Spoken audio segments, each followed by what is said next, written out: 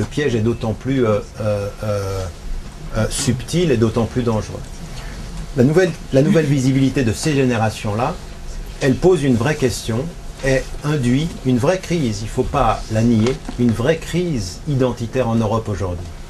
Et la vraie crise identitaire, elle n'est pas simplement liée à la nouvelle présence des musulmans ou à la nouvelle visibilité, elle est liée à la mondialisation, elle est liée à des phénomènes migratoires qui ne cesseront pas. Il n'y a plus de société européenne qui puisse survivre économiquement sans la nécessité de faire face à l'acceptation de la migration. Nous ne vivrons pas sans travailleurs étrangers, avec tout ce que ça impose de reconsidération de ce que sont les identités, puisqu'on sait que notre survie économique est en exacte opposition avec nos résistances culturelles. Ça, ce sont des réalités factuelles, ce sont des chiffres, et ces chiffres-là entretiennent des perceptions et des peurs. Et donc la nouvelle visibilité, qu'est-ce que c'est? C'est des femmes et des hommes, c'est vous, la majorité d'entre vous, dans les rues de Paris, dans les rues de France, dans les rues d'Angleterre, de l'Espagne, de l'Italie, cette nouvelle visibilité qui donne l'impression d'une nouvelle communauté s'est installée et qui en fait historiquement la perception est en retard. La nouvelle visibilité dans les rues des sociétés, ça n'est pas une nouvelle communauté qui s'est installée, c'est une ancienne communauté fermée qui s'ouvre. C'est-à-dire qu'elle est visible, c'est-à-dire que les enfants ne sont pas confinés dans les ghettos sociaux et dans les ghettos culturels dans lesquels on avait confiné les parents, c'est qu'ils sortent. Et ils sortent, elles viennent dans tous les champs, du marché de l'emploi, des universités, des médias, de la représentation. Et en plus, non contents de sortir, ils sortent avec leurs attirails. Ça veut dire une tenue vestimentaire, ça veut dire des mosquées, et vous allez vous apercevoir que partout en Europe, mais pas simplement, la nouvelle visibilité va développer la question de la crise identitaire. C'est les minarets en Suisse, ces minarets qui sont les symboles de l'arrogance, c'est les foulards et le voile, toute cette espèce de polémique, et quand on a fini avec le foulard, on commence avec la burqa. Et vous avez les écoles islamiques en Italie, vous avez les mosquées en Allemagne, chaque pays a son thème controversé qui est l'émergence de la visibilité problématique et polémique, controversée. Et donc à partir d'un certain moment, ça pose deux questions. La première question pour des gens qui voient ce phénomène arriver, c'est de prendre ça au sérieux. C'est-à-dire de respecter la peur de nos concitoyens. Parce que quand vous voyez vos sociétés changer, il est normal que vous ayez peur. Et donc c'est respecter ça. Mais de le même moment que l'on respecte ça, c'est un discours de conscience politique qui consiste à savoir qu'il y a des partis politiques, et aujourd'hui toute la classe politique française majoritaire, qui va instrumentaliser cette peur à des fins électoralistes. Et pas simplement les partis d'extrême droite.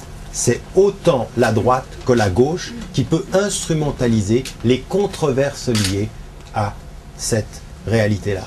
Et donc il faut avoir une attitude extrêmement critique par rapport au discours politique. La classe politique actuellement en France, comme dans beaucoup de pays européens, ne fait plus de la politique, elle fait de la gestion électoraliste. C'est-à-dire que on n'est pas loin du populisme qui instrumentalise les controverses. Parce que le seul moyen d'éviter la controverse, c'est d'avoir une vision politique, c'est d'avoir une vision d'un projet social. Dites-moi aujourd'hui quelle différence vous voyez dans les projets sociaux qui vous ont offerts par ceux que l'on appelle les partis de droite et ceux que l'on appelle les partis de gauche dans l'horizon des partis classiques, pour ainsi dire, ou classiques ou majoritaires. Donc moi c'est cela qui m'a intéressé, le préambule commence là, puis ensuite c'est de passer en revue les différents problèmes. Et les différents problèmes, c'est de mettre en évidence aujourd'hui cette réalité de la présence et de parler du cadre dans lequel on est, de la citoyenneté, de mettre en évidence aujourd'hui que si vous vous appuyez sur les chiffres et les faits, vous vous apercevez que l'immense majorité des citoyens occidentaux de confession musulmane ont acquis et ont fait un travail formidablement important concernant la compréhension des enjeux nationaux et internationaux. Et c'est ce que j'appelle la théorie des 3 L, c'est-à-dire l'acquisition des 3 L, la langue du pays. Parce que quand vous parlez de citoyenneté et d'être un citoyen autonome, vous n'êtes jamais un citoyen autonome et libre si vous ne maîtrisez pas la langue du pays où vous êtes. Mais ça, Il ne faut pas attendre à ce que le pays vous l'impose, parce qu'aujourd'hui, il y a des vraies impositions. Aujourd'hui, on apprend la langue, même dans les pays d'origine. C'est pas ça, c'est que quand on est citoyen d'un pays, on a bien compris une chose, si je veux être dans un rapport d'égalité avec quelque pouvoir que ce soit dans la société dans laquelle je suis, si je ne connais pas la langue de communication de ce pays, le pouvoir, je ne l'ai pas. Ça n'est pas possible. Donc il n'y a pas d'autonomie sans maîtrise de la langue.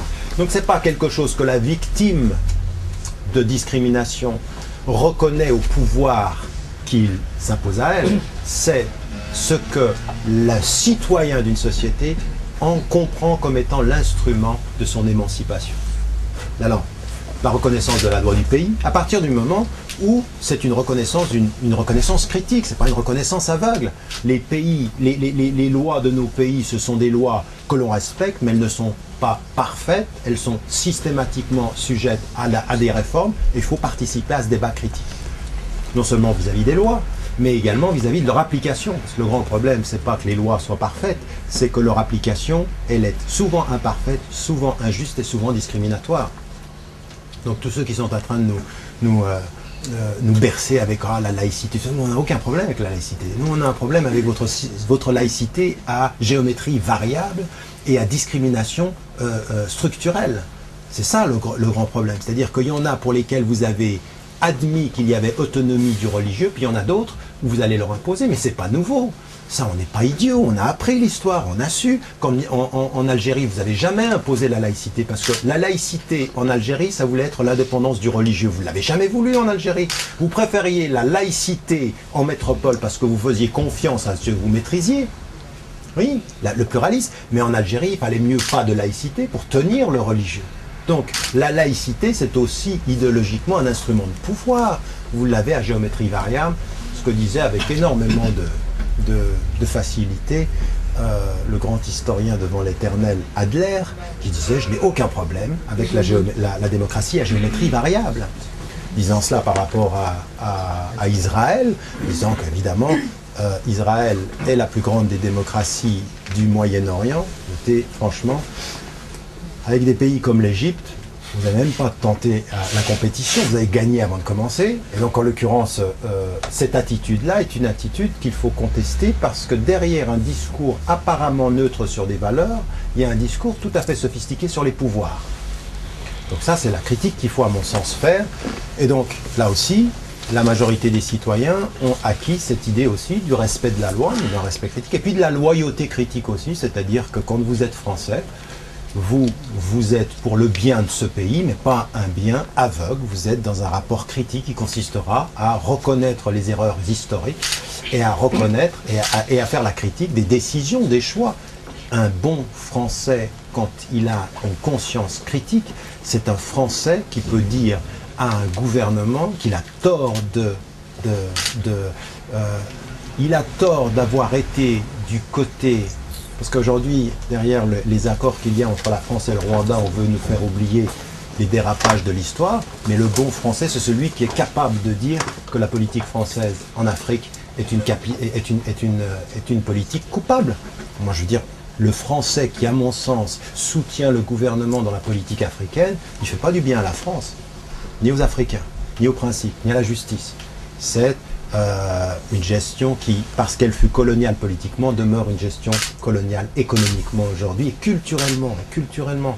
On va aussi se rendre compte aujourd'hui de la capacité de nuisance, de l'hégémonie culturelle qu'il y a sur les pays africains aujourd'hui au nom du principe de la francophonie, une francophonie qui, derrière ce qu'elle propose, ne propose pas simplement une langue. Elle propose des relations de pouvoir.